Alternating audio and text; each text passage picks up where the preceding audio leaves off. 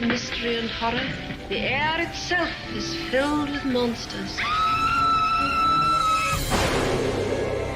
Children of the night, what music they make. He's alive! He's alive!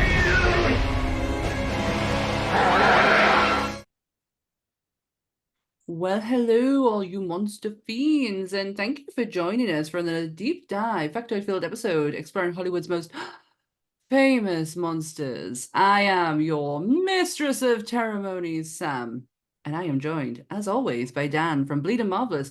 Say hello, Dan. Hiya! Hiya! Hiya! I don't know why I still look at the intro. I know it off by heart now. This is ridiculous. I don't need to keep doing that. Oh, hi everyone, and welcome to a brand new episode of Monsters Up North.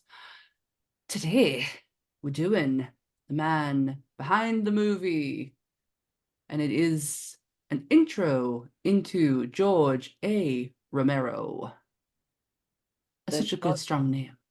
I was going to say the Godfather of Horror, as his nickname is. So, Got an interesting fact about that, and I'll lay it on you in a bit. guns are out. You do that. I will. Right, we will get it. I'll do the. I know I've already done the intro, Sam. You will do the disclaimer, and then we will get into this week's episode. So, everything discussed in today's episode is our opinions and our opinions alone. If you'd like to discuss anything from today's episode, please come and join us on the Discord, the Facebooks, or the comment section, where we can have an open discussion. But what we won't have is anyone coming for us and telling us our opinions are wrong. We can all agree to disagree in fandom. So let's keep it fun, keep it kind, and keep the toxic behavior out of nerdism. How's it go, everybody together? Don't be a dick. There you go. Extended and shortcut version done by our very own Dan. And the remix will be out on Spotify and iTunes. Available now on iTunes. Oh, God. Oh, I would love the day when I can actually say that. And it's, I can. Our audio available now on iTunes. My goodness. Funny that. How the hell could I forget it? Right. So, George A. Romero Jr., born February 4th, 1940, was an American-Canadian film director, writer, editor, and actor. His Night of the Living Dead series paved the path for zombies in modern-day culture. Tonight, we celebrate the grandfather of zombies with the man behind the movies, George A. Romero. There should be something after that. Because there should be something after it. So, friend of the podcast, Mike Kell, messaged me the other day to give me some interesting facts on George A. Romero. I'm going to just call him George Romero because the A bit does me head in. Georgie boy, yeah. Georgie. He really didn't like the nickname Grandfather of Zombies. I wonder why. Yeah. I like the idea it's like the grandfather of horror. Because he didn't just do zombie movies. Yeah, this is the thing. Him and Tom both got the moniker Godfathers of because they've known each other since Dart. They both grew up in Pittsburgh. They both they literally have been the best of friends until up until obviously George passed. But you got Tom Savini, who's the Godfather of gore, and then you've got George, who is the Godfather of horror, which I find a very honourable title considering I do as well.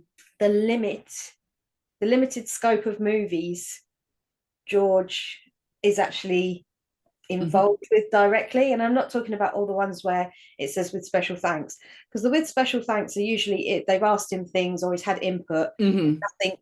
Nothing that would have been in the screenplay. You know, he didn't write screenplays, he didn't direct, he didn't executive produce, nothing like that. He's got no major credits in the movie. But I think he's got over something like 120, 150 with thanks. I was not writing them all down. No, so that we will not be talking about those movies. No. And to be honest, we're not really going to try and get into a lot of the nitty-gritty behind these movies, because his movies are very much in our wheelhouse of episodes. So we're not going to squander content. Thank you very much. absolutely not. But we do want to give it an intro to George as a director, as a person, an idea of his movies and what he kind of contributed to horror and what he kind of started within horror as well.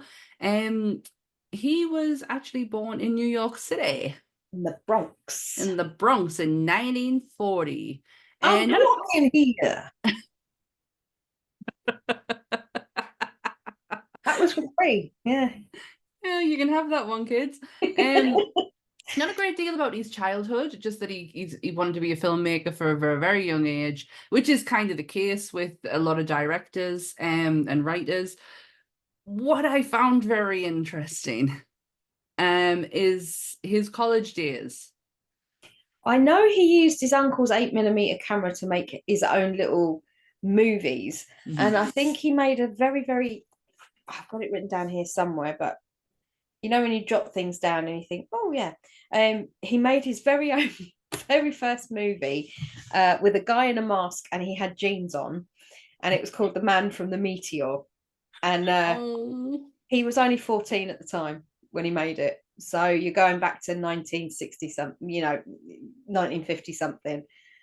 So yeah, he's so adorable. I just thought it was a really like cute story. everything that I watched on him, every interview, every sit down talk, especially the one with Guillermo del Toro, that was so interesting. Them two just sitting gushing over each other. It was lovely. I've never found a bad word said about this man. No, I know he fell out with someone with is it Jack Russo? I know he fell out with him after they did Night of the Living Dead. Yes. But they reconciled. I know they reconciliated. Not. I say not long after. It was years after, but it was something to do with the renaming of it and the European distribution rights and all that sort of thing. Oh, I get into that in a bit because that is interesting. It was his work on a little known movie called North by Northwest. Yes. Yeah, he was a page boy. I actually don't know what that actually means. I'm guessing he runs the pages to the actors when they have to learn a scene. He'll run the page. I presume that's what it means. I just thought he was an errand boy. Like that's all how I pictured it. He's responsible for the script. Right. That makes a lot of sense. That makes a lot of sense. So yeah, 1959, he was a page boy for North by Northwest, and he got to witness Alfred Hitchcock direct. Mm-hmm. And he wasn't impressed. No. Said he was boring. He was boring and very mechanical, if I remember rightly. So, my exact words exactly. Yeah, he said that he didn't like his process. It didn't feel natural. It felt very like over organized, regimented, very much yeah, boom boom. And when you've ever seen any of the movies to do with Hitchcock, Toby Jones played him in the last one I think there was out. Anthony Hopkins. Yeah, I mean, there's been a few. The one I'm thinking of, Anthony Hopkins in the actual film called Hitchcock.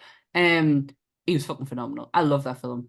Because the Toby Jones one was him and Naomi Watts played Tippi Hedren, and Toby Jones played Alfred Hitchcock, and it is that film gave me the ick. It really did. It's an amazing film. I mean, I'm sure the Anthony Hopkins one is really good, but I don't remember seeing that. It's so glamorized. Yeah, this one isn't. This is showing him for what he was. This is more okay. It's on Tippy's side and all the women's side. So well, they have a moment in it where Alma kicks off over constantly being the other Hitchcock woman. She was, she always thought herself as the second woman because his blondes always came first. Yeah. And she really was the one who ran the whole show. Everything got done because of Alma Hitchcock. But it was very Hollywood. Yeah. A very Hollywood film. This one shows how his obsession was with Tippi, and also with some of the other women, but more so it's about Tippy's story.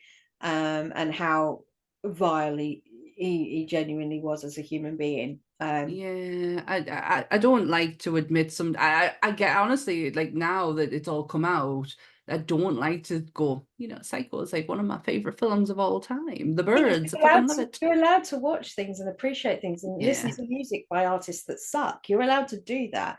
But I feel like people put too much pressure on themselves to go, oh no, don't get me wrong. I won't be listening to no Lost Prophets songs. I'm not. No, I loved last summer. I saw them at one of the V festivals. They came out to the Lost Boys G Tom Mac theme tune and they played a banging set.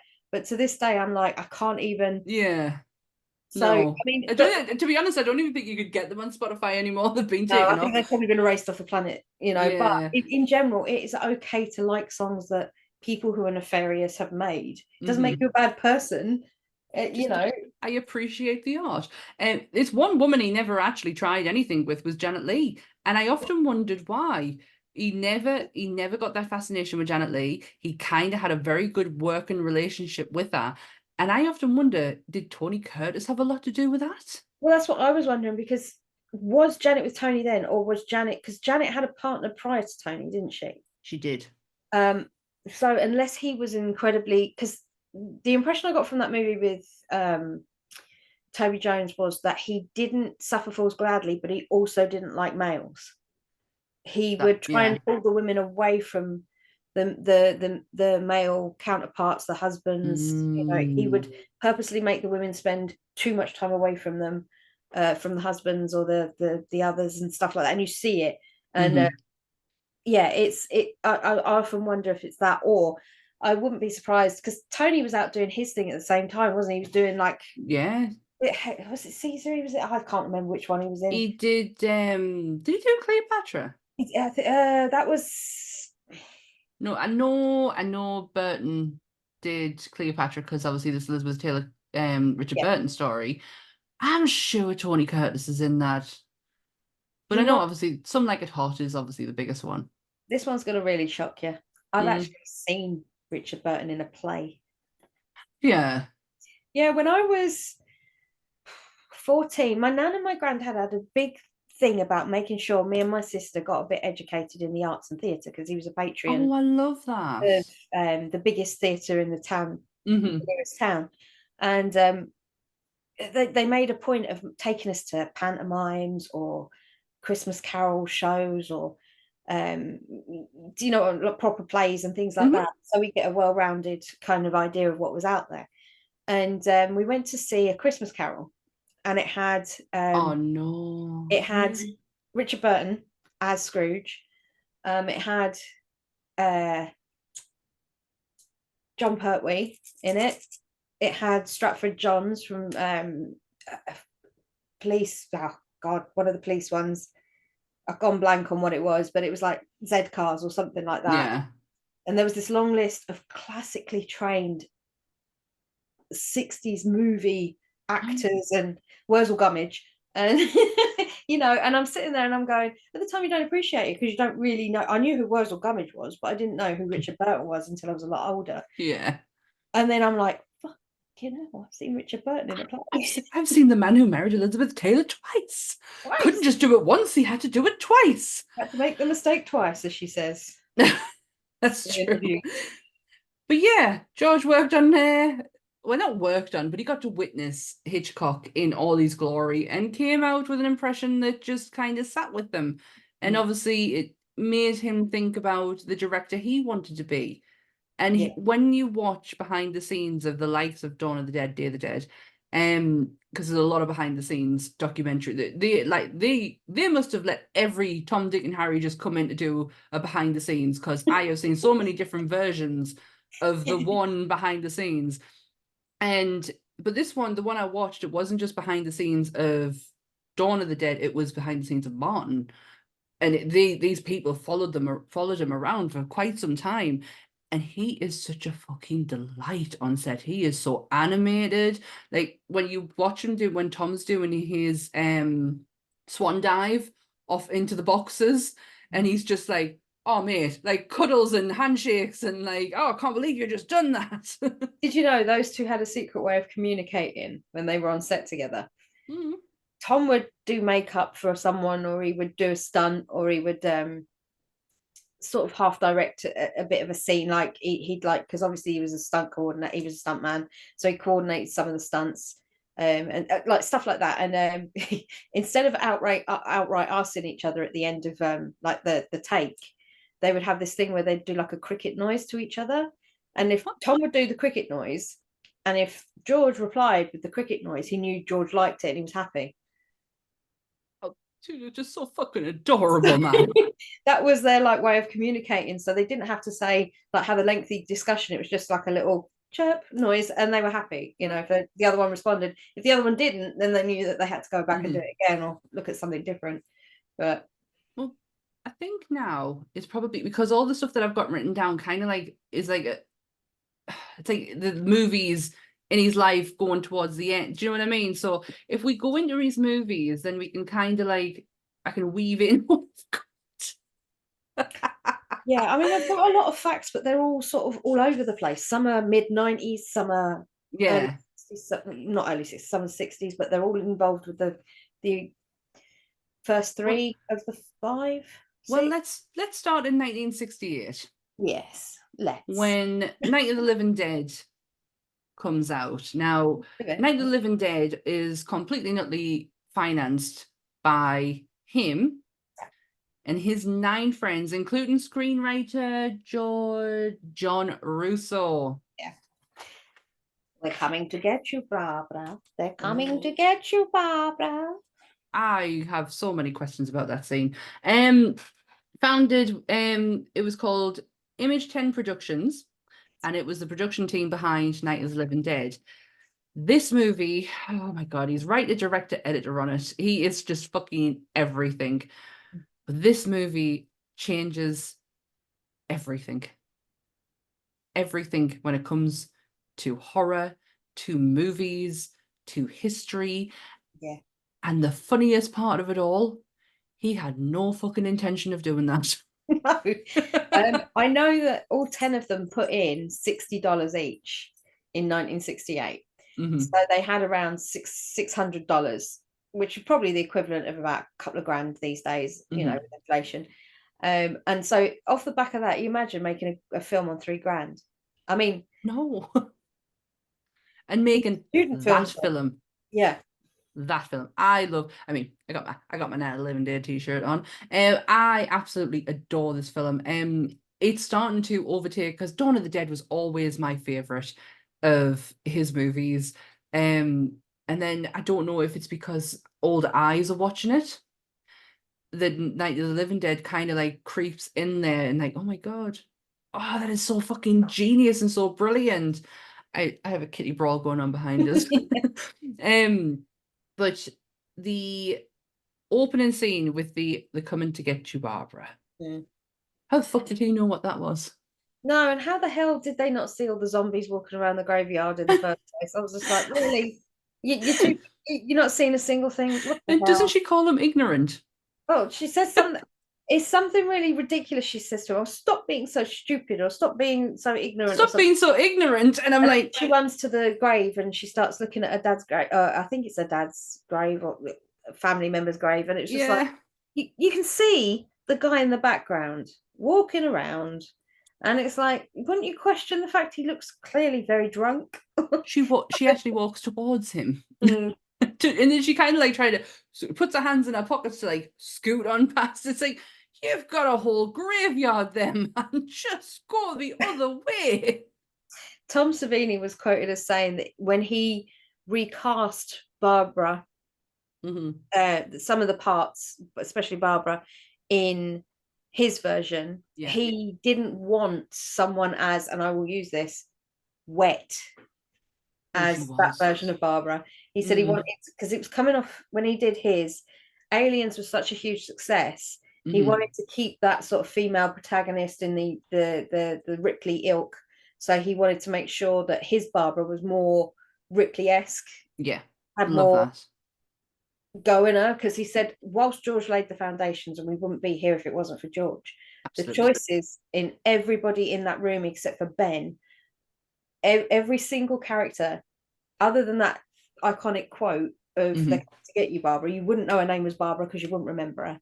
They also, he said that the Ben is the standout. Ben is the reason that film worked for many, many reasons Yeah. as well. He when we say he changed the face of horror and movies, it was down to one decision that he made, and that was to cast a African American man as his lead. Yes. But in George's head, Didn't he matter. is not casting an African American man to make a point, to make a statement. That guy was just really fucking good at what he did, and that's why the way he described it, because Guillermo del Toro brought it up, and it was like, this was revolutionary. What the fuck were you thinking at the time? Like, this is so dangerous. It was so dangerous for the actor, it was so dangerous for you. And he went, I don't see color. I just saw a really good fucking actor, and I wanted him. That was it. Yeah, he said that the part was written when him and Jack wrote it. They call him Jack and John. Yeah, yeah. Oh no, I understand. But when they originally wrote it, they wrote it with a white guy in mind because that's what they thought. And then they saw Ben. They didn't the guy who played Ben, and they didn't change any of the script. They didn't alter it in any way. So when the end happened, it looked very racially, politically statement-y. But then what they didn't know was they were driving to take the final copy, edited copy, to a meeting with, I want to say, either the for the producers or the filmmaker, the studio. Yeah. And they found out that on that time when they were driving in the car, they had the radio on, they found out Martin Luther King had just been shot. And all of a sudden this film took a whole different meaning. It took on such a different level of what they were expecting. So it went from being people just cast in a movie and them all walking away thinking it was what it was, to then being a racially, politically great big like landmark of a movie that was never the intention. It was never. And I'm kind of like in awe of that. Like, I don't know. It was very hard when I was talking to Anth about it. It was so hard for us to put it into words because I was so taken aback with just the way that he sees the world. I've got a quote somewhere around here. I'm going to find it, which Tom Savini said about him, because of like how lovely he is and stuff. And Tom said that excuse me, just going through my notes. Elevator music. But yeah, him and Tom were, should I say, the thickest thieves up until the day that George died. George even went and did a lot of talks at his school, at Tom's special effects school. Yeah. And a lot of people got a lot of love from both of them. It's here, I've seen it, so I don't know why it's disappeared. But there's a quote from Tom talking about how him and George were such good friends. He said, "You loved hugging him because he made a noise, a happy, loving noise, as he squeezed the breath out of you. I will miss that hug. I'll miss everything about him. There is a light in the galaxy that's gone out and can't be replaced." That's how much those two were. Oh my God, that kind of made us a bit... I'm just here for you as well. The thing about George, which he never had to do, was he gave Tom a proper start in the respect of that Tom Savini was supposed to work on the original Night of the Living Dead, but Tom got conscripted to Vietnam, so he couldn't do it. So it probably was a good thing because Tom didn't have the... No, he didn't have horrors Tom. Of war. Yeah. Unfortunately, you need that. Yeah. To where you get Tom to where he is.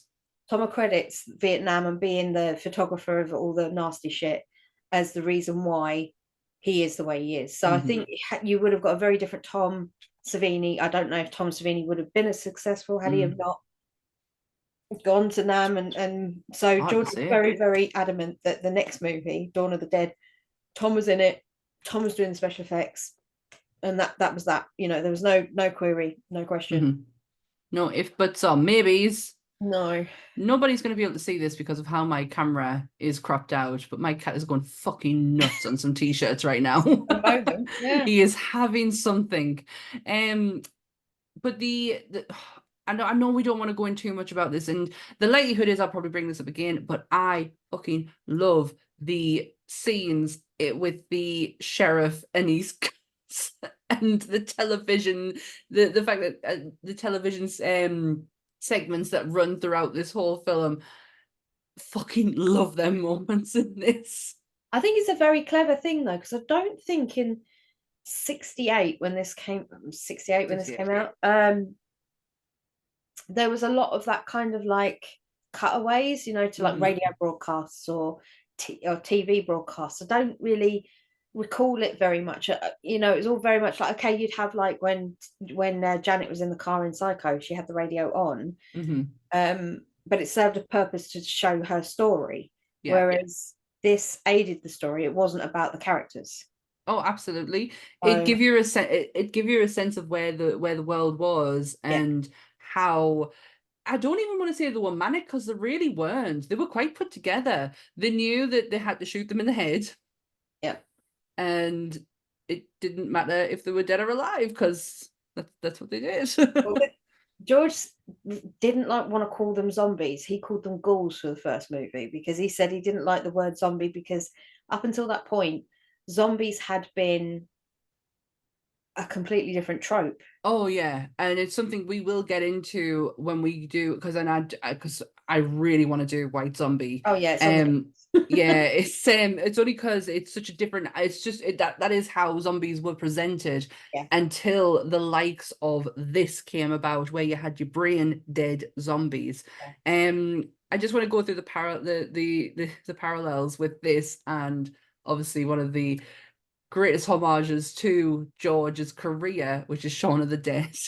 Because I know there's some bits and pieces throughout like these other movies that kind of play like the other Days of that kind of include in this, but Night of the Living Dead is the main source that they use.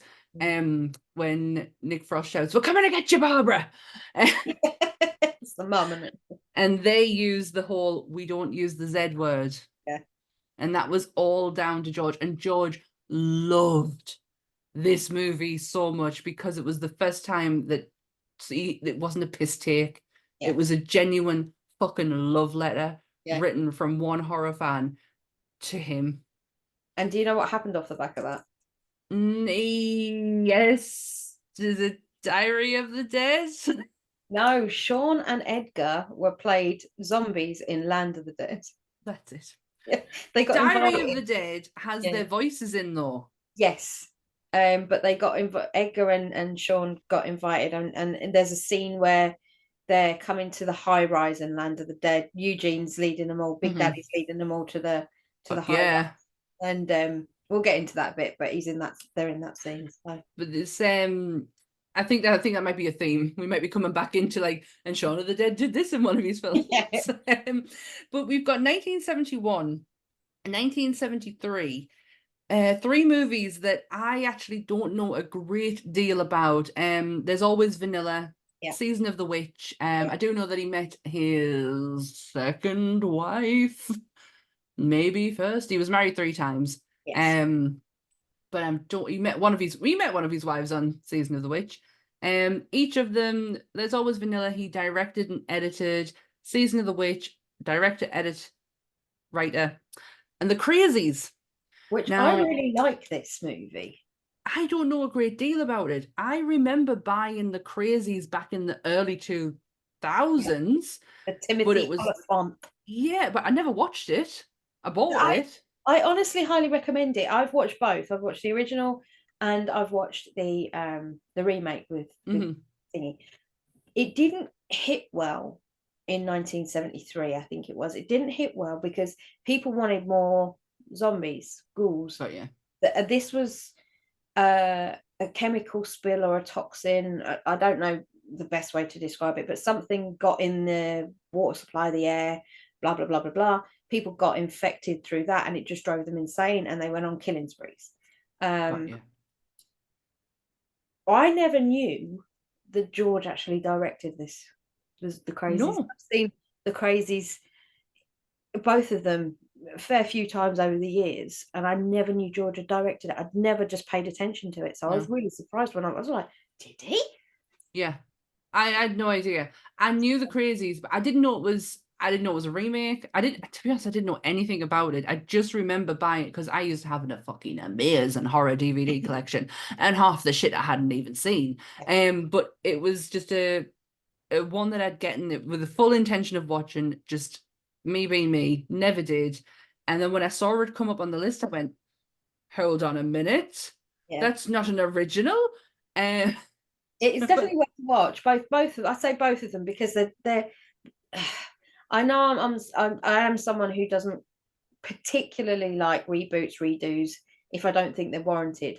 But when there was nearly 30 years between the two, I think today's modern horror, well, to look back at that now 20 years ago would probably look dated, but at the time it was something that was kind of needed, and I think it was it came out in 2008, I want to say, round about then. I feel that's about the time. I just think it's like early 2000s when I remember it. And there was a bit of a, I think Walking Dead had come out around then, and there was this whole thing about like bringing out that whole sort of zombie like stuff, They were saying they weren't zombies because they were chemically altered in some way, like it was in the water, it was in the food, whatever it was. So, but I like that idea of it, and I like, because if you remember, like he created the brain dead zombie in Night of the Living Dead, but that is not how zombies, like, that's not the original origin, especially when you go back into old Hollywood, into old horror. So I do like the idea of different take on it, but obviously that don't work out. Kind of put a bad taste in his mouth. About horror in general. The next one was in 1975, was The Amusement Park. Never heard of it. And he directed and edited it. I'm sure if you looked hard enough, you could probably find it, but I found a lot of his stuff online. Yeah, on the list of my many things to sort of talk about. Yeah, that was not one of them. The next one, 1977. Weirdest films ever, if we're going there. It is. He's the director, editor, and writer on this one. In all honesty, it is so fucking bizarre. But if we don't have this movie, we don't get Dawn of the Dead, and it's as simple as that. Because this is what re-sparked his interest in horror, was the movie Martin. Martin, is he a vampire? Is he not? That's the whole point. Do we know? Do we care? No. All I know is that to this day, Tom hated that end scene. With the I think it's the staking. Oh yes, because they'd hired a cottage in the middle of nowhere, and basically they could only do this shot maybe twice at the most.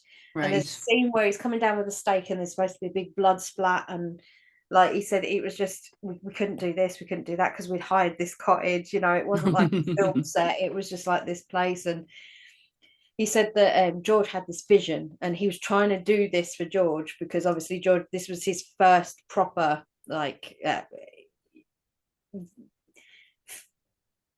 this was his first proper chance from George to show George what he had to go into then Dawn of the Dead. But oh right, so it's like the kind of like horny skills. Look at my skills. Look at what I can do. Yeah, and so he hated George very quickly, and for wanting him to, because he wanted to execute this vision so much. But the minute he got it, the minute he said, then Tom said everything clicked into place with how he worked with George from that moment. Oh, he just understood then. So Martin, honestly, it's so indie that the opening part, you kind of wondering to yourself, what the fuck just happened? Because the editing is so weird. there's one scene in particular that kind of like really fucking made us feel so uncomfortable, was when he's in the cabin and the couple in the cabin and he walks into it and the dude's like, oh my, because Martin's going, what are you doing? And the dude's like, oh, I'm so sorry. I'm so sorry. Like thinking that that's Martin is the woman he's with, that's they're together. And then she screams, I don't fucking know him. It fucking freaked me out. Yeah, it's one of those.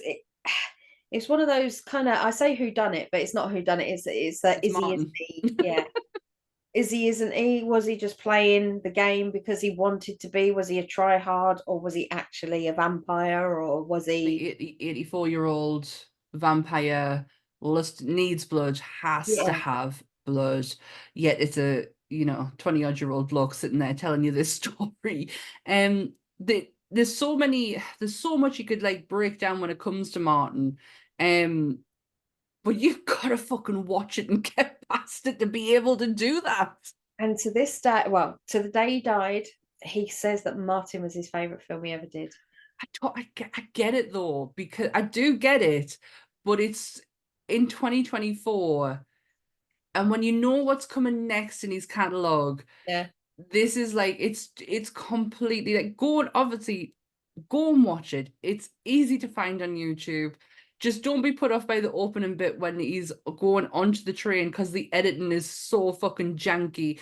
You really think that you've like, is this skipping bits? It's not. It really isn't.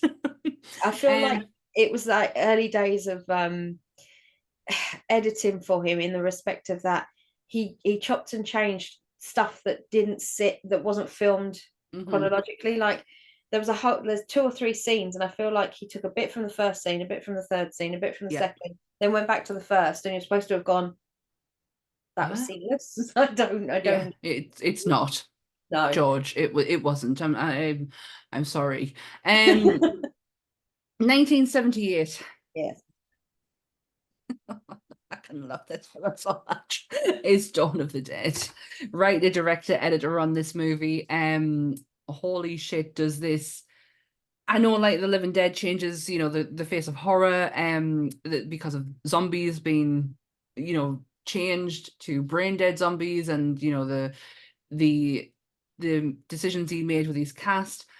This movie is just fucking breathtaking from start to finish. The start of the movie, you're picking right up in the same kind of theme as what you had in the first one with the TV series. You're right back in that kind of like, oh shit, we're gonna be able to watch the telly side of things and also the real life side of things, but they kind of quickly move away from that quite fast. Yeah. Which doesn't hurt it. I don't quote me 100% on this, because you've probably got it next to you, but I'm sure the quote is, when there's no more room in hell, the dead will walk the earth, or something. You are absolutely right. I do have it right here in front of me. It's on my movie poster, but you are right. That is the most famous scene in it. It's one of those ones where I remember watching an interview, George, I think it was like with Time magazine or one of those, and George was like, I just thought of it one day. He said, and I don't know if it was Bible verse I'd heard over the years, or it just came to me. And I just thought how fitting it was. He said, and people accredit me for that saying. He said, but I'm still not sure if I even invented it. He said, I just thought I wrote it. Ken Forey, am I saying that right? Oh, the way he delivers that line. The way he delivers horror, isn't he? No, Ken's not. No. Ken has been though. Yeah, he has been, yeah. Yeah. Yeah. Ken Forey is just fucking mwah in this movie. The whole cast are actually, there's not one dud in there whatsoever. I don't want to go into it too much because no, we're not going to. I will talk a little bit about Zack Snyder's remake. Can we not? I'll be brief. I'll be brief in the respect of that. George didn't hate it. He hated the zombies in it. He said zombies shouldn't be fast, their ankles would break and they would fall over. That's his issue with Zack Snyder's.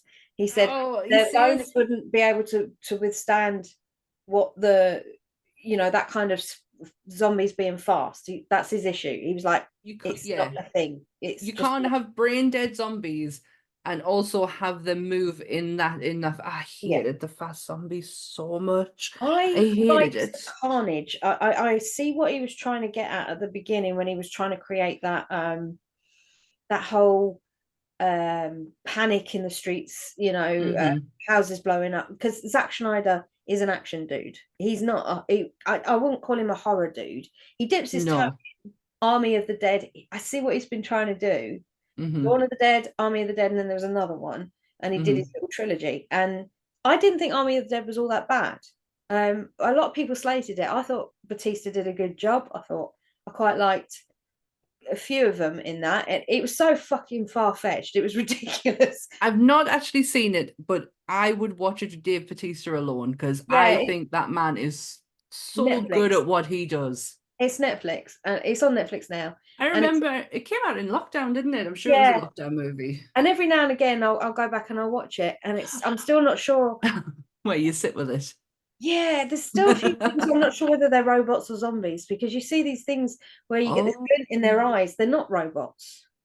They're not robots, and they're sort of like, I don't think they're even zombies. I'm not really even sure. It's one of those things I think you just have to make your mind up on, because Schneider can be clever. I mean, a lot of people Always. hated obviously hated the Justice League, but you watch it in black and white and you watch the 3 hour version, that's a masterpiece. It's brilliant. And a lot of people hated the one that they released for the cinematic, the original cinema release. Mhm. And I wasn't keen on it. I was like, oh, No, it was what it was.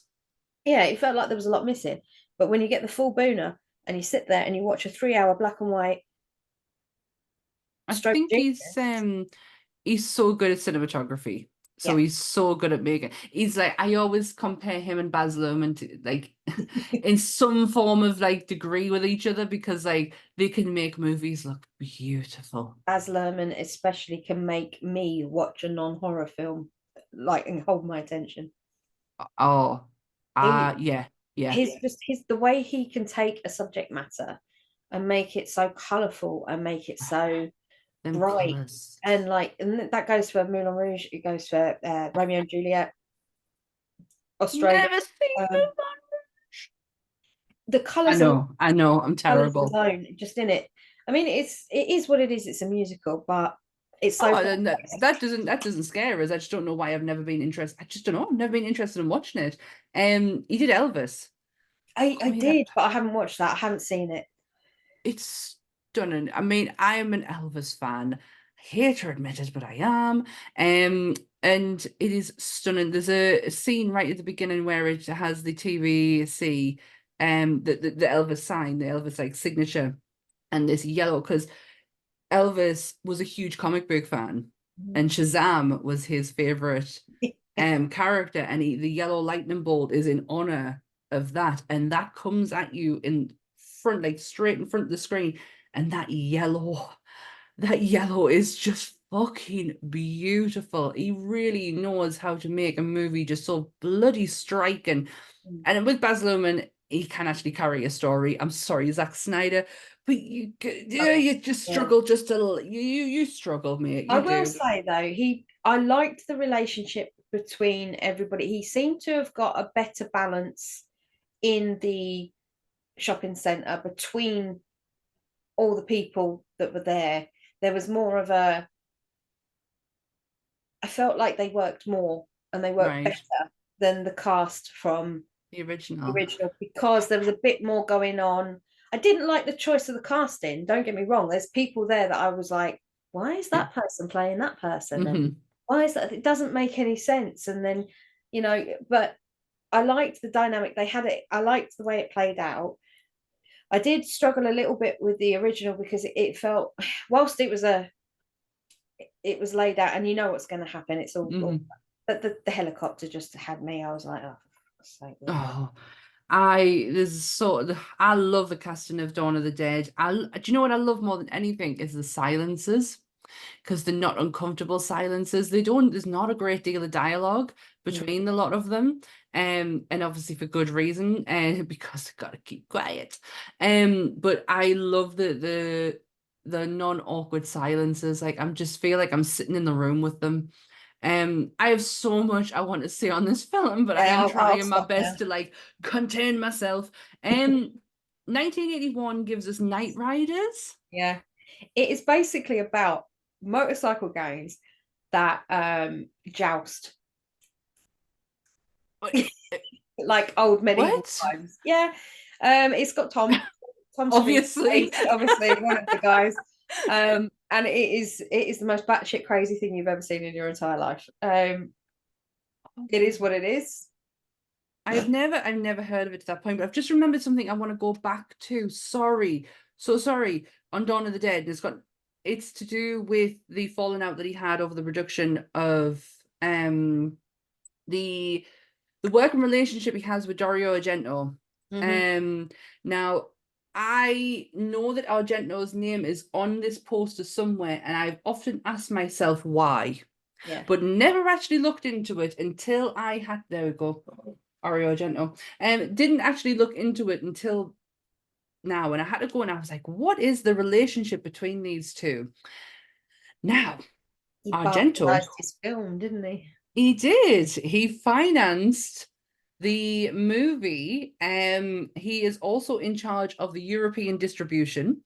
And the music that you hear in the movie comes from Dario Argento. Goblin. Yes. Yeah.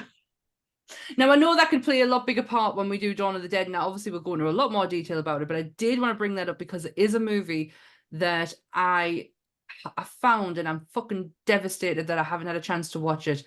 And I'm trying to find the name. I don't know if you've seen me face light up. I'm trying to find the name of this movie so badly. And I just can't remember what it's called, and I've not wrote it down. But I found the working relationship between them two, because it's just in the making of the Dawn of the Dead, they just kept chucking Argento's name about. And I'm like, why? What's he got to do with this? If I'm right, when he released it in Europe, not in England, but on mainland Europe, I don't think it was here, because we got it as Dawn of the Dead. We didn't get it as Zombie. Zombie, if you want to say it's yeah. Well, the Italian way of because he's Italian. Yeah. And he completely I think he went back and re-released Night of the Living Dead under that as well. I can't remember. He did this whole thing, and George wasn't keen. He didn't like how Dario had played with his vision. Like, he gave it another layer that George didn't want to give it, basically, I think. And I totally understand that. If you look at Argento's movies are a work of art, but it's Italian horror, and Italian horror is so much different. So much different than what you get with American horror. You like any other horror, basically. It is a fucking level on it's own. Yeah, I want to say gelato, but that's ice cream. But it's one of the giallos, isn't it? I think it's giallos. Yeah. Jello. It's something like that. I know they have a name for Italian horror, because obviously him and Lou, oh god, gone blank. Anyway, that's another story. But yeah, you've got the head, the guys that pioneered it, and they've done an amazing job. But George didn't think that lent to his movie. Yeah. So he wasn't too keen. And on a lot of films, he gets the ump. If someone tries to alter his vision or they step in too much, which I've got quite a few stories about some other side projects he's done when we've gone through his films. Yeah. Well, the next one is 82. It's Creepshow. Yeah. And he's the director-editor on Creepshow. And fuck me, it's just one of the greatest anthologies ever made. That's where he got his relationship with Stephen King. Stephen King. Didn't even know that was a thing. Yeah. He got his relationship with Stephen King, and I think he's done a few Stephen King adaptations and stuff like that. He was offered the Strand, am I saying that? Stand and Salem's Lot, I think. Salem's Lot, and he said, sorry, buddy, can't do that. But he did Creepshow. Creepshow is just with Tom Auer. Is Tom Aikens in this one? Is it the opening scene where he gets the comic book? Yeah. So Okay, keep that in mind for later on. 85, we have Day of the Dead, writer and director on this one. I am not that versed with, I have seen it quite a few times, but I am not that versed with this movie, yet I know how much it holds up with Romero's fans. Yeah, because this is the military This is the where military they're based living one. in the cave, where they're living underground one, isn't it? And they're doing are they doing experiments?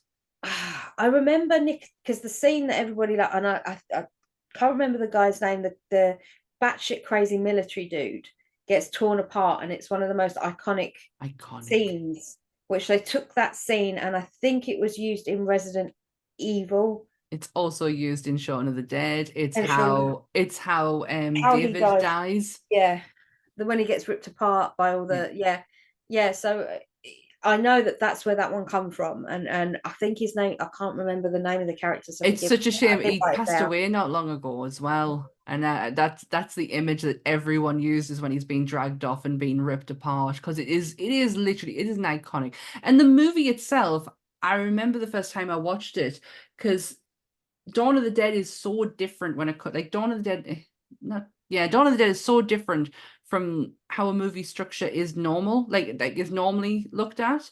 The structure of it doesn't feel like a cohesive, because you've got the opening bit with the news team, you've got the whole apartment building being like ripped, and then you've got your three main characters, and it's just a different way of constructing it in my head anyway.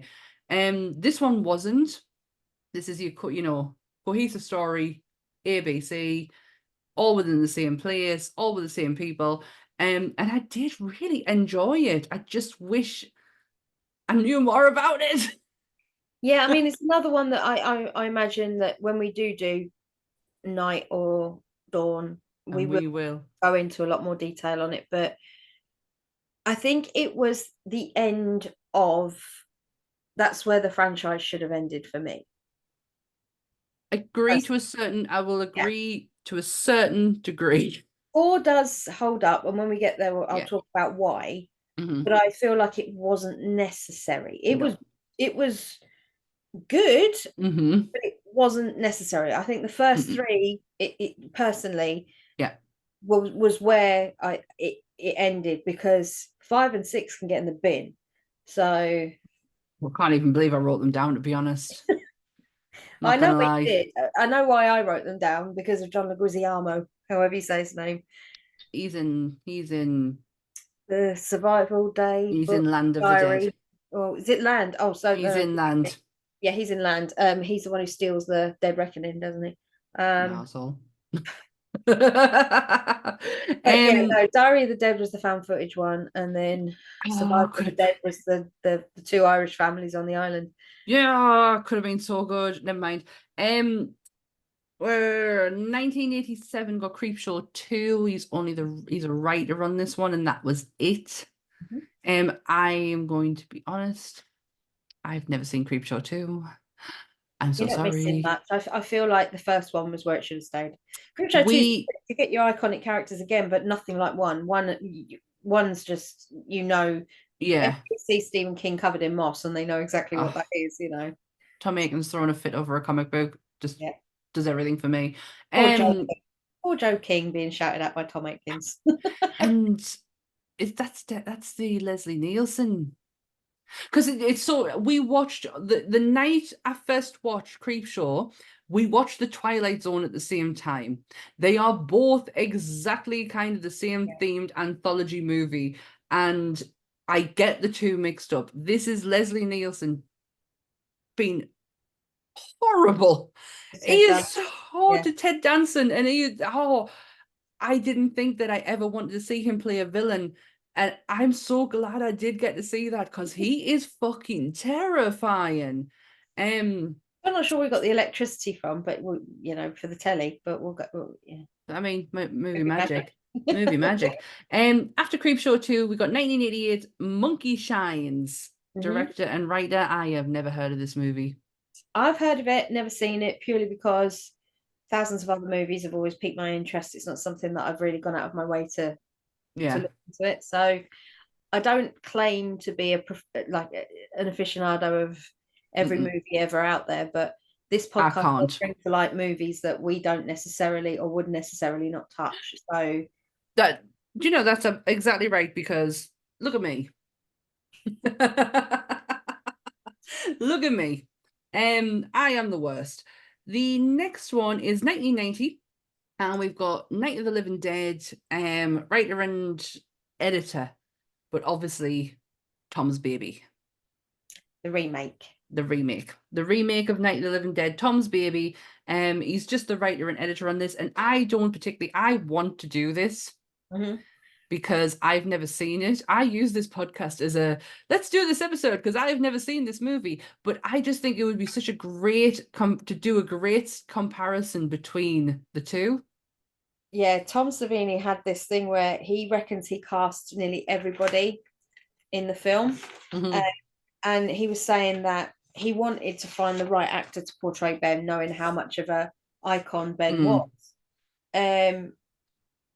He held auditions in LA and New York, and then went back to Pittsburgh, where obviously they're from, to hold more auditions. And guess who he had audition to play Ben?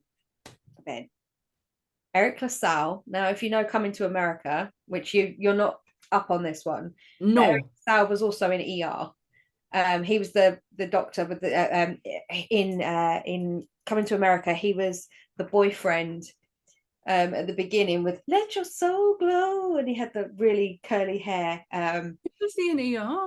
He was one of the doctors. He was a really handsome doctor. I can't remember who he played, but if you look up Eric LaSalle, it will tell you who he is. Very distinct look about him. He was in every 80s film. He was like the handsome guy in every 80s film. Oh, yeah. I love how you knew I haven't seen Come Well, because it's Landau and you hate him. I do. And then this one, I am surprised at somehow because I could see it working. Lawrence Fishburne. Oh. He auditioned for Ben. However, a certain man came in and he said he gave him the script, like the little bit of script that the dialogue that they had, and said, right, go outside, give yourself 5 minutes. Guy comes back in, no paper, had memorized the lines just like that, completely reeled this whole thing off. And Tom just shut the book and went, I don't need to see anybody else, that's him. And it ended up being Tony Todd. So fucking Tony Todd, man. He's just Candyman himself. Yeah. That man is just honestly, Candyman is another thing that I never watched Candyman ever. I was never. Do you know when you look at stills, you look at images, and you're like, and you see clips of it, and you're like, oh, this looks fucking dog shit. It's great. I love it. It is fucking phenomenal. I had him. I think it was when Jordan Peele's one was coming out, and I was like, I gotta go and watch the original. I can't go into this half-assed. And I watched it, and I was fucking taken aback about how much that affected me. Yeah, it's a different atmosphere to the Jordan Peele one. The Jordan Peele one still had it though. Still had something. It had something, but it didn't give me that same uncomfortability level that I had with the Tony Todd one. I think it was because when you look into the Tony Todd one, you actually understand that Caprini Green is a real place. Caprini Green exists. The people in the movies that was in the background are all people that live there. This, so there's that element of like, whilst it's so absolutely ridiculous by thinking by any stretch of the imagination this could actually happen, but because you knew it's a real place, could it? Do you know what I mean? It gave that. Yeah. There was something about it that just gave you that little like chill. I'm just getting it on my legs. Yeah, that chill. I didn't get that with the Jordan Peele one. The Jordan Peele one just felt so shiny when I've just come off the back of something that's so grimy. Yes, I think that's exactly what it is. It felt like it wasn't low budget in any way, but it felt very indie in its approach and very. Yeah, it looked like someone had gotten polishing a duster and just went shh and cleaned it up and cleaned it up. The ending though, the best part about that, it was probably one of the first times I sat at the end of it and I don't know how I feel about that. So I was staying at my parents' house and I rang Anth and I was like, I've just watched this film, and I proper hashed it out with him, and I went, oh my god, I really did fucking like that. I really did like that, and I can't sit there like, you know, when you watch a movie and your first instinct is, I like that. Then you watch it a second time and you go, oh, Mm.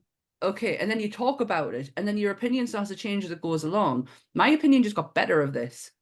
It wasn't changing in a bad way. It was changing. Oh my God, yeah, I see where he was coming from. I see the comparisons to the first to this one. Fucking really like them films.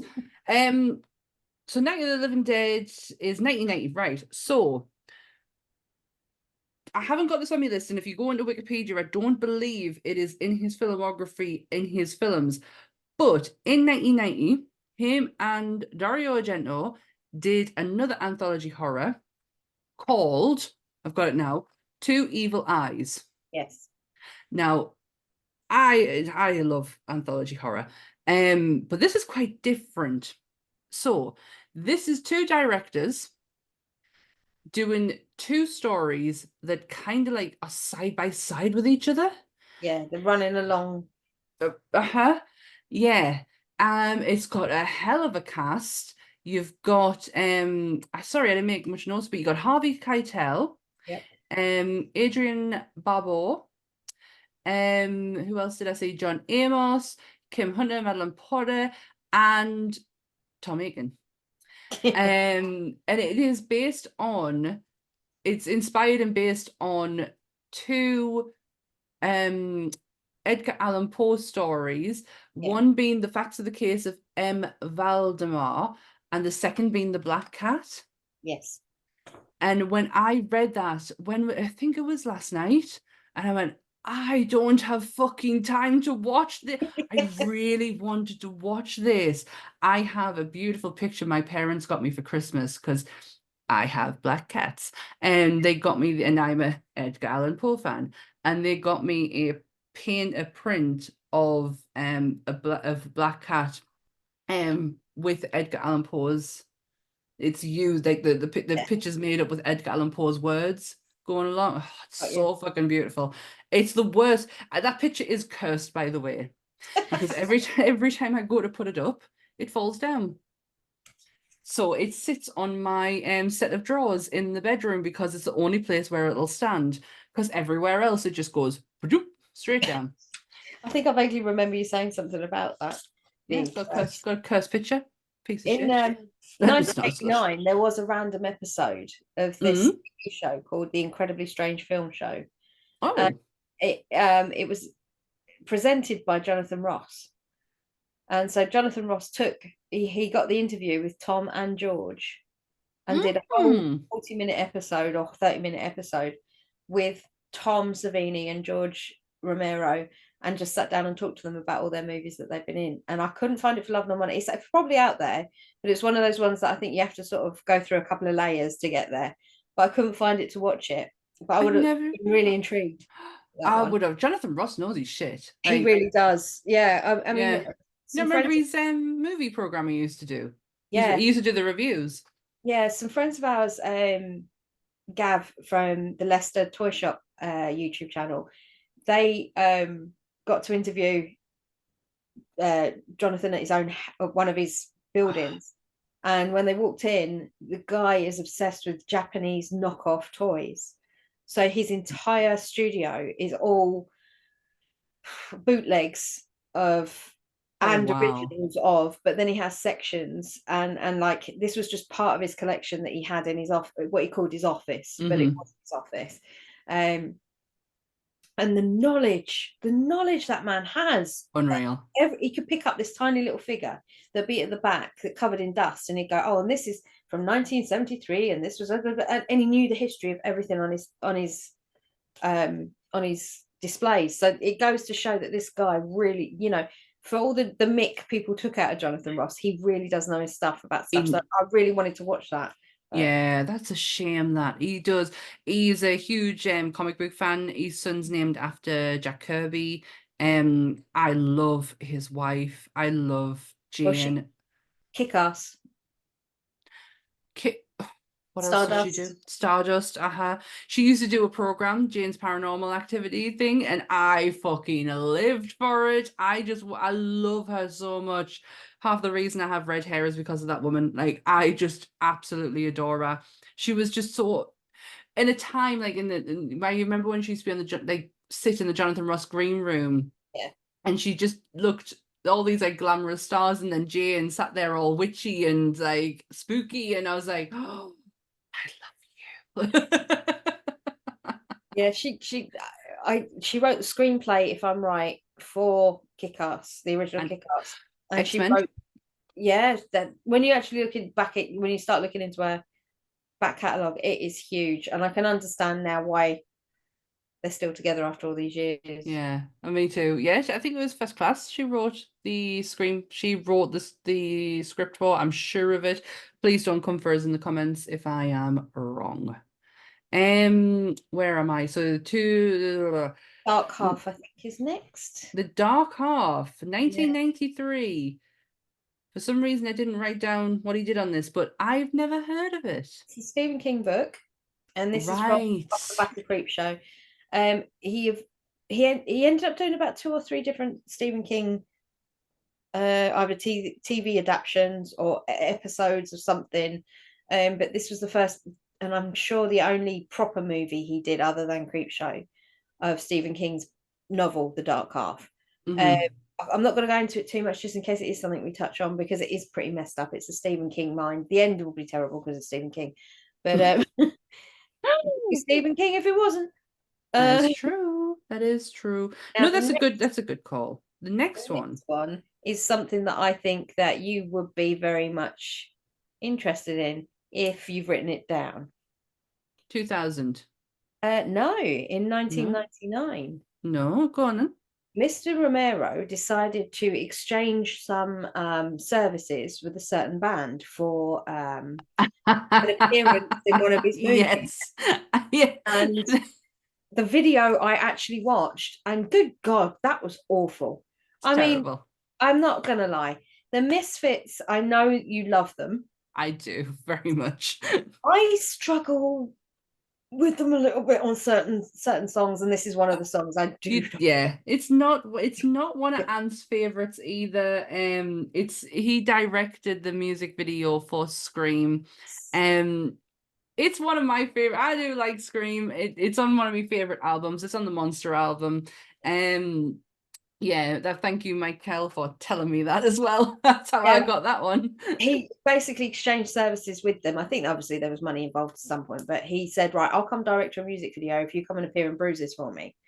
And then so they made the music video in the ilk of one of the Deads, but in a hospital, basically. So it's so 2000, like it really screams like the music scene at the time, but it's such a detriment because that album is so fucking fantastic, and that's the video they released. Yeah, it's just, I feel bad because it feels like it's been done in 10 minutes. Like when I was watching it, I was like, even like when the band members were biting the nurses, I was like, you couldn't even be bothered. It just looked like you just no. Yeah. You've got George Romero directing it. Come on, lads. Come on. Jerry, pick it up. Yeah, it's such a shit. I didn't even, Mike had put that on the message he sent us, and I went, did he? And yeah, nobody I don't know why nobody likes Scream. I don't get it. It's not very personally for me, I love a song where you can have your heavy bits and your screamos, and I know that's not the case with this one, but you have your heavy bits, but you have a melodic section in it where you can sing along, because I always love singing along songs. And this just felt very flat, like there was no catchy hook, like there was no I couldn't tell you how that song goes now after only watching it a couple of hours ago. That's just didn't. I can. But it's sang in such a low register that it's really hard to actually sing along with it, because you'll never sound the same as what they do, and you just sound ridiculous. I think it's also because he's almost talk singing. He isn't singing. Yeah, it's very much like I couldn't even see Metallica doing a copy of this. And they love to do a copy of the Misfits. Yeah, I'm guessing that's a no. No, yeah, I do like Scream. I know it's not everyone's favorites. But Bruises is the next one in 2000, writer and director of this. Again, another one I've not heard of. No, I'm kicking myself because there's quite a few movies in here I would have Yeah, sat back and watched, but as I'm off the back of Aberdeen, I just didn't get a chance to watch as yeah. much as I could, you know. I know, I think we timed this one poorly, but at the end of but really what we want to do is to introduce him.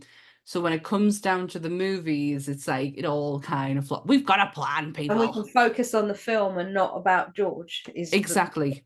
So. Exactly. I want to lump the next three together. Yeah, why not?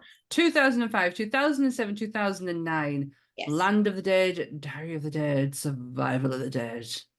Land Sorry, three movies I will never be covering on here. of the Dead was the high rise one with oh god, Dennis. Hopper. Yep, Easy Rider, Super Mario Speed. Yep. I've literally just come off the back of Super Mario's. That was fun. Dennis Hopper in the high rise, running the place. And then John Leguizamo. Do you know what? Leguizamo. I always want to call him Leguizamo because I'm clearly an idiot. But but it's from Spawn because it also from Spawn and from Romeo and Juliet because we all used to call him that at college, so it just stuck in my head. And there's certain there's certain names that I call other actors. There's just stuff that I've picked up like that because I can't pronounce them. Jake Gyllenhaal, we used to call him Jake McGillicuddy because I just couldn't say his name. Genuinely not being rude to these people, but it's just no. brain remembers it, isn't it? It's just like, oh, that's what it is, and you don't think that anybody else would question it. But like when you say it out loud, they're like, what? But John Leguizamo, I can see it because I love saying his surname, and I do like him. I really do, and he's really good in this as well. Look at him as Chi-Chi. Chi-Chi DeVane. I think it's Chi-Chi DeVane. No, Chi-Chi DeVane was an actual drag queen. Oh, that was true. Who passed away. Was it Chi-Chi? Oh God, it's Tu Wong Fu. Thanks for the memories, Julie Umar. I watch that movie when I'm sad.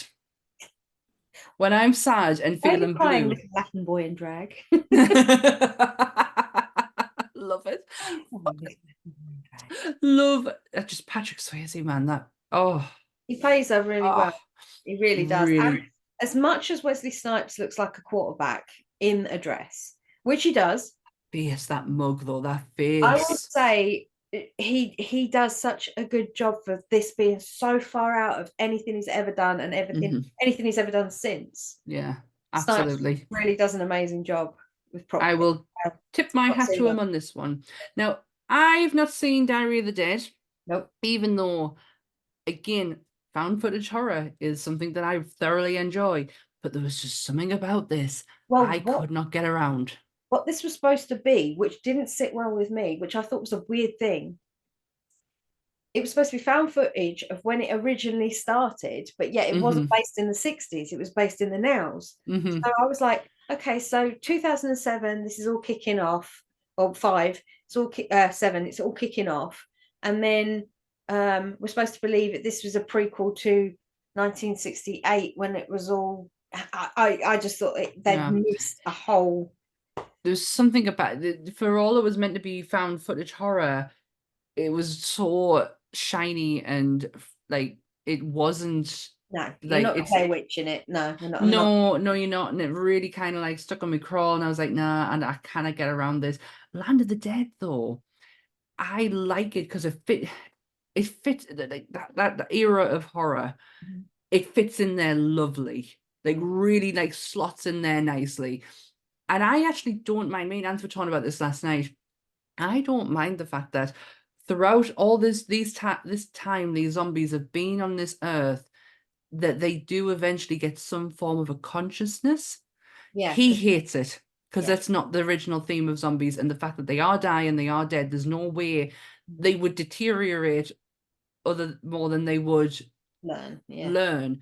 And I get that, but I don't know. There was just something so intriguing about that narrative that I was like, oh, I actually, I get where you're coming from with the whole, zombies and whatnot, but I kind of like that at the same time. I will say, I love Eugene Clark, Big Daddy, in this film. Oh, he's class. I've been lucky enough, well, we've been lucky enough to do a few shows with Eugene, but Eugene's been sat on the table next to us. So we've been with him like an entire show, where because he isn't someone, he's not someone who will come as a signer. Mhm. He will buy his own table and he will sit there with Oh. his like all his signed stuff, and Uh-huh. people want to come over for a chat and they can buy an autograph on, and he does it behind his own table. He doesn't think, I've never seen him be an actual featured Mhm. person. That's a shame. Like a shame just because a lot of people need to know him because he's amazing. He did Walker Stalker 2 years running. The first year he was across from me, and the second year he was next door to us. And I haven't got a bad word to say about him, except for I think he fell asleep twice with his contract in, because he does it in full Big Daddy. He gets rolled up and he sits there in full makeup, Big Daddy makeup. That's amazing. And I'm sure he fell asleep on a few occasions. Isn't it lovely when you can just sit back, and because I had the opportunity of doing that with Sylvester McCoy, and just sit and watch, and these interactions that they have with these people and these conversations. And I'm not watching him, I'm watching the person who he's having them with, and I'm like, look at the fucking joy on that. Look what but the time you are taking with them. Look at what you are giving them. And that's And what I it's think it beautiful is. to watch. I think that's what it is with him as well. If he's not under any obligation to sign or to have photos taken, he can take his own time. Yeah. He can spend as much time as he likes with people, because then, it's not, oh, I've got to do 500 photos in 10 minutes. It's Yeah. take 10 minutes and do one photo. So Hey, well, lovely guy, highly recommend. He's brilliant in it. I'm gonna leave it there for the movies. I would just say one thing. Yeah. Survival of the Dead, which is the island one with the two Irish families that have a fallout. Do the die. One of the zombies gets forked in the head by a sausage with a sausage fork in it, and that's how he dies. Like there's a prong sausage fork. Yeah. The Grey and Chill sausage fork. One of these guys stabs one of the zombies square in the head with it, and I'm like, oh, that's something. And it's got that's a thing. Julian in it from Mike Kell's Anything About Jackson. Oh yeah. Yeah, he's in it. He plays. That's a shame. Yeah, he looks obviously young in it as well, and it's like, but it was only. Was he ever young? That's the weird thing. It's 2009. He had long hair and a ponytail, and I was like, "Hey, who are you?" I never thought he could actually be young. I don't ever want to see it. I just, no. I don't. No, not for me. So I have a couple of more things about the man, and they both center around the same thing, which is his connection to Resident Evil. Yes, I have something similar sat in front of me right here. He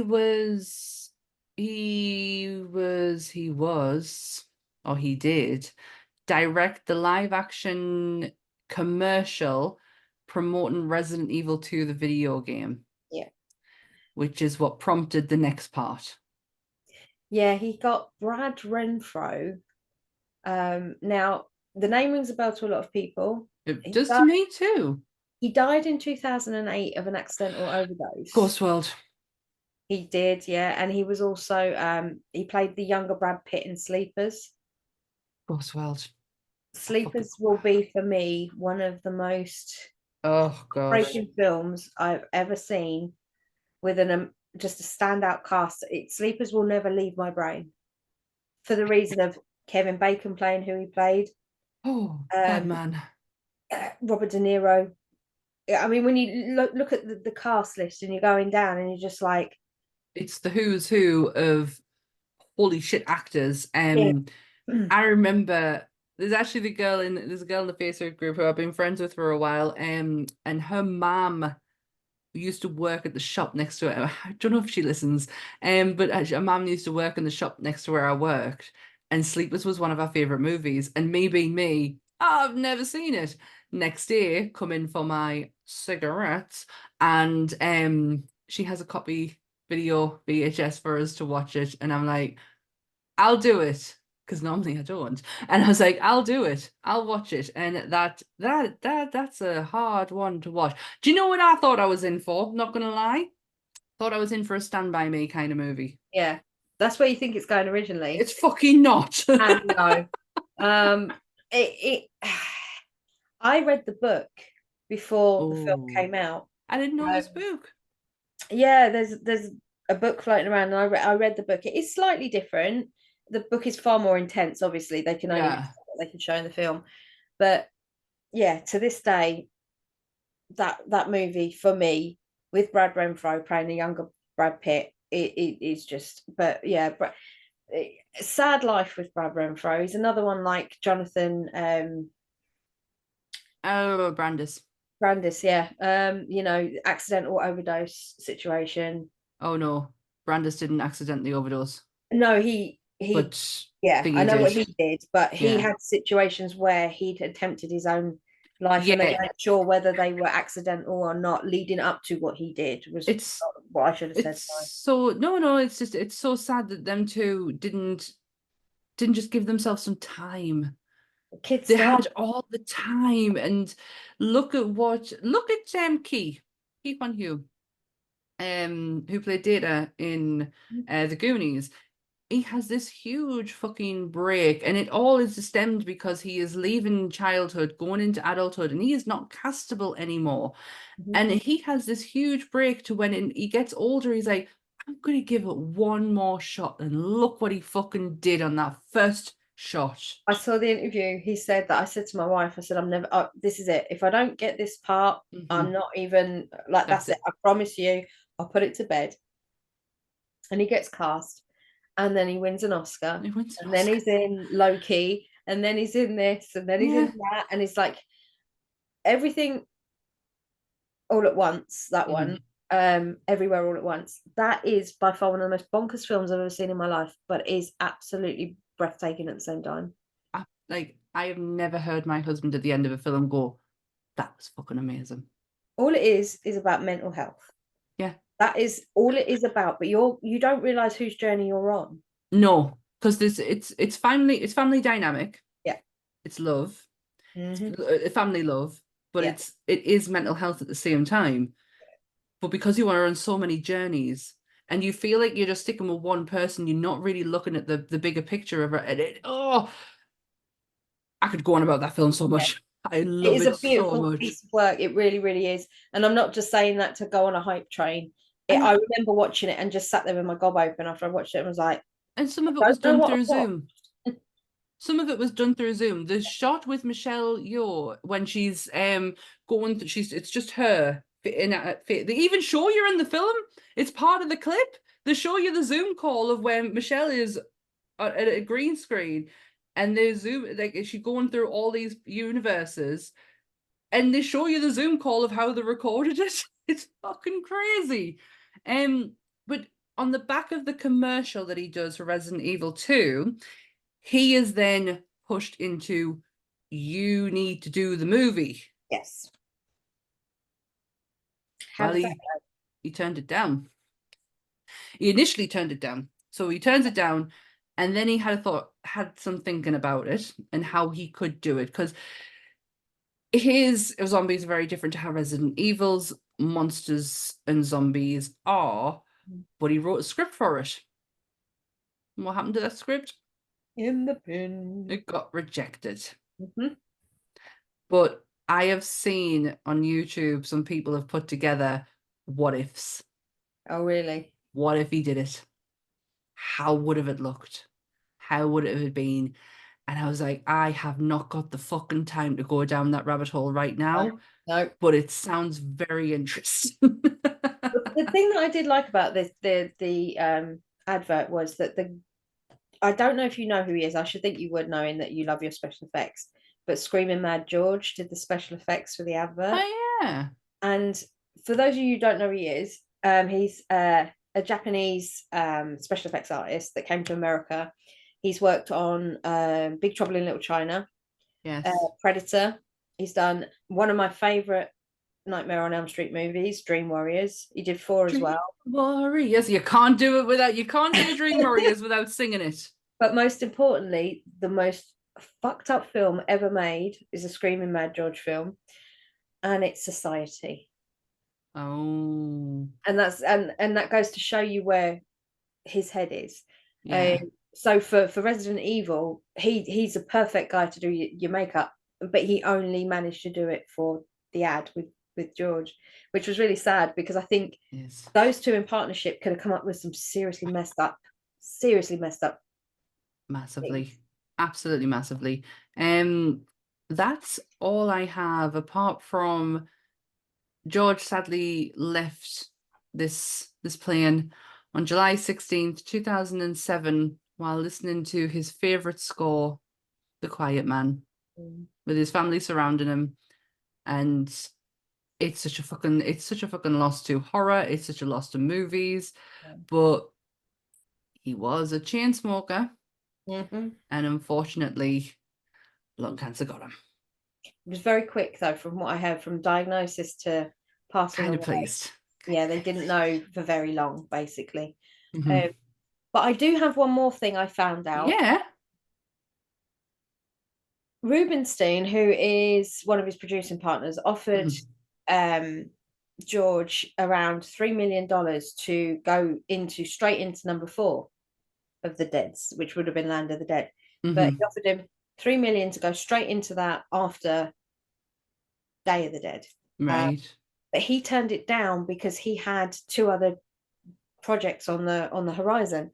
One was one for MGM called Before I Wake. Now I can't really find out much about that because it went into a place called Hell. They call it like development hell, and it's where movies go to die and they're just left on a shelf and never to be made. But the other one is a certain film that became a huge movie that ITV2 plays probably at least once a week, or at least 3 times a month. It has a certain Rachel Weisz in it, and it has a certain Brendan Fraser. Mr. George Romero wrote a treatment and the script, a screenplay version of for the 1999 Mummy. I read this, but there was no reference to the year. It was and I was like, I don't want to put this in if it's not to do with that one. I didn't know when it was leading up to it, but it was for the 1999 release of the Brendan Fraser Mummy. But they didn't like it because they said it was too gory. I get George on board. I mean, come on, let's be honest. So they gave it to Stephen Summers instead, and that gave us the one that we've got now, which I am very, very happy with. Yeah. I'm not going to comment on how terrible that one was because, as far as I'm concerned, it's a classic now, being 25 years old now, I think. Yeah, so it's, I mean, it can't be worse than Karloff's. Oh, it's yeah. Anyway, so both of them went to development hell. Well, if you want to know our thoughts and opinions on Boris Karloff's, we have a whole episode. Just telling you.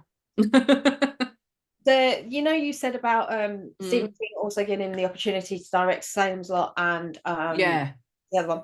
He was actually originally offered, and I think we mentioned this on our Pet Sematary episode, but George was offered Pet Sematary as well. Yes. Then Tom was, and they both turned it down, and it went to Mary in the end, who did what she did with the movie, which was. And hey, I'm happy with what we got, and another episode that you can go back and listen to. It's one of my favorites because I had no expectation on Bloodlines whatsoever and thoroughly fucking enjoyed it. That, when I was talking earlier about the Candyman conversation I had with Anth, that is the conversation I had with you, and I was like, fuck yeah, this film was really fucking good because I hashed it out. I'm gonna do it. Sometimes that is better. Every time that song comes on in my car, I'm like, I just think of you. I know the word. I know every word, even though Spencer's screaming his tits off in most of it. So it's just one of those songs that stays in my brain. Yes, that's sometimes just this better. Funeral arrangements. So if you want a nice screamy song, with a nice little hook in the end. With a nice little melodic twist. I mean, just listen to Ice Nine Kills because it's fucking class. I finally got Dan to listen to them, so I want to take that as a win. Honestly, it is the Silver Scream and Welcome to Horrorwood that I like. I'm not really keen on anything else prior to that, but there's something about the horror element. It's just very fucking clever, aren't they? This is why I love the videos, and this is why the videos all make sense to me and how they all connect, because they're all like it's like an entire movie played out in the it is music video. So, and I mean, Bill Moseley's in the music video, so I can't complain. Well, I know that now because I fucking watched it. I was like, "What are you talking about, woman? What was that?" Yeah. George will always be someone who is an enigma to me, because that is his foray into horror. However, he's hailed as the godfather of horror. There are people out there that have more of a back catalogue and have brought more to the horror genre than he has, in the respect of movie content. But George is the only one who's completely invented a genre in the respect of took a trope that wasn't working, which was mind controlled, drug induced slavery, shall we say, and turned that on its head to people that have died and then come back to life as a reanimated corpse and then have to eat human flesh to stay alive, which I still don't know how that works, but movie magic. And created such a huge genre that it spawned some of the most iconic and big money making things, like The Walking Dead. We can't go without saying about The Walking Dead. You can't, because he was approached. Robert Kirkman, I think it's Kirkman. Robert Kirkman, yeah, I think Robert Kirkman, yeah. He approached George and said, "Right, I want you to direct the first couple of episodes of The Walking Dead." And George went, "I have to politely decline." And he said, "Why don't you want to do it? This is something that we really thought would be right up your alley." And he said, "It is, and I love everything about it, but this isn't mine." No, he didn't like touching things that weren't his. Before we start wrapping this up, I love Kirkman's how he got this to the studios. He told AMC that The Walking Dead was an incomplete comic book, and that it was survival horror of zombies, and halfway through, alien invasion was going to happen. And AMC fucking went with it, and then started asking the questions, well, where's the alien invasion? And Kirkman laughed in their face and went, never gonna fucking happen. That's amazing. I didn't know that. Yeah. You don't get, you're right, because you the likes of Greg Nicotero, you don't have, it all stems back to George. Yeah. It all comes back to him. He has such a special place in my little icy heart. Mainly for, it'll always be Dawn of the Dead. As much as I love Night of the Living Dead and I have such a huge appreciation for it now as an adult, Dawn of the Dead is the one that kind of like, it sat with us so much that I was like, what the fuck have I just watched? This is not your typical A horror. This is not Freddy. This is not Michael. This is not Jason. This is something completely different. And it was probably the first time that I looked outside of the slasher genre for something else, and it was Dawn of the Dead. The only issue that I have with all the other Dead movies is because I'm of a generation where I don't know where I fit in it, but I am what I think they call Gen X, right? So we've had this conversation before, and I definitely don't know where I fit in. I am of that ilk where I am not a boomer. Therefore, when these films come out in 68 and 78, and the original two films come out, I can't watch it with the eyes of wonder that people could have watched it. Oh no, and there's times when I sit back and I think to myself, that makes me sad, because we're at my age, when I was introduced to zombies, all I knew of zombies were that they went around eating flesh, and I didn't know that they weren't that, so to be introduced to something, I wish I'd been around for those moments where something had just completely turned on its head in front of you, and you just see something brand new evolve. And we don't get the likes of that now. We I don't, and can't it's say I've seen a horror movie that doesn't have the traditional yeah. It elements doesn't. in There's it. nothing new to it. Yeah. I feel like that when it comes to The Exorcist, I really, I wish I could have like the hysteria Yeah. and the terror and like the being genuinely scared of a movie that like it had the impact it did on people. I wish I was there for that because I've told you I shit my pants the first time I saw it. we're never gonna experience that again. I can't see that they can't reinvent things now. It has to be what we've had before, or don't get us wrong, I'm urging for it, but there's only so many stories that you can actually tell, isn't there? This is the thing. This is why it's so nice for us to be able to go back and visit these movies Yeah. that we haven't necessarily given any time to, but we've always Mhm. been aware of, because you are watching them with fresh eyes. Like Yeah. I say, the only difference for me is that because it's not the first time you've seen something like that, Mm-hmm. it doesn't have that sense of awe and wonder or shock or whatever they're trying to achieve. I mean, the one that will always be shocking, 100% is going to be Society. No matter if you watch it in the 80s when it came out or now, there is a level of this has gone too far in it, and even like I say, with 44-year-old eyes compared to 20-something-year eyes when I saw it, it will still hold that same level of what in the hell have I just What watched? the fuck? Well, what the fuck's just... I've just pulled that off the cat. Sorry for audio listeners, it's a wire. It's actually my headphone charger wire, which is plugged into my USB that's at my feet. So how the fuck has he managed to pull it out and take it over there? I'll never know, you little shitbag. Well, that lovely leads us into next week's episode. So we are going to be doing our very first. It sounds so ominous, doesn't it? It's very open-ended. Our first horror movies. So, Yes. how can I explain this? So, we are going to watch and review each other's first ever horror movie. Well, I can't talk. Horror movies we ever watched.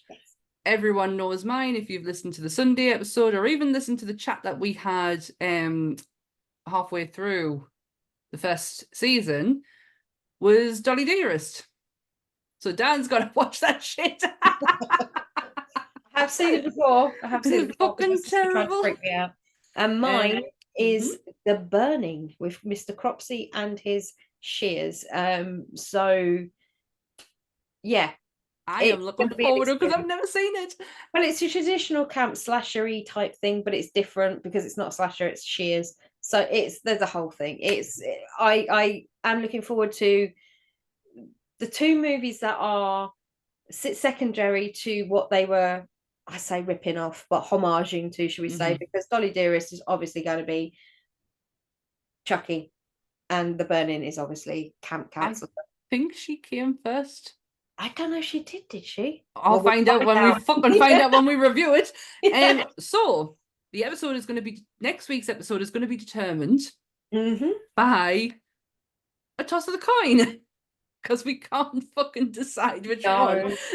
So, what do you want to do? Heads or tails? I'll go tails. Just to be different. I'm so glad I caught that. Especially for like audio listeners would never have known, but YouTube would have been able to see it. Heads. Hey, so Dolly Dearest it is. That's Her Majesty's head right there. Yep. Her Majesty King Charles, yeah. Fucking hell, right. Okay, next week's episode, guys, is Dolly Dearest. Can't believe I've got to watch this shit again. But this shit give me fucking nightmares. It's the first ever horror movie I ever watched. It's gonna be interesting. Yeah. It's gonna be interesting. So that was a little glimpse into George Romero. We will be doing more of his movies. It's not like with Tom and Rick where there's Tom and Rick when we've done them in the past, it's there's been such a variety of movies, and it's more to do with the actual makeup side of it and not the movie itself, if that makes sense. So George, we just wanted to give you a little bit of a taste of them, so when we come down to these movies, we can simply go into the movie, and George doesn't have to take up such a huge part of it. I thoroughly enjoyed that. So we are on YouTube every Monday at 7:00. Our audio for this episode and all of our other episodes is available on a Tuesday, and you can get it anywhere you get your podcast from. In the description, you will find the links for Bleeding Marvelous, Nerdy Up North, and Monsters Up North. Please remember to like, share, and subscribe.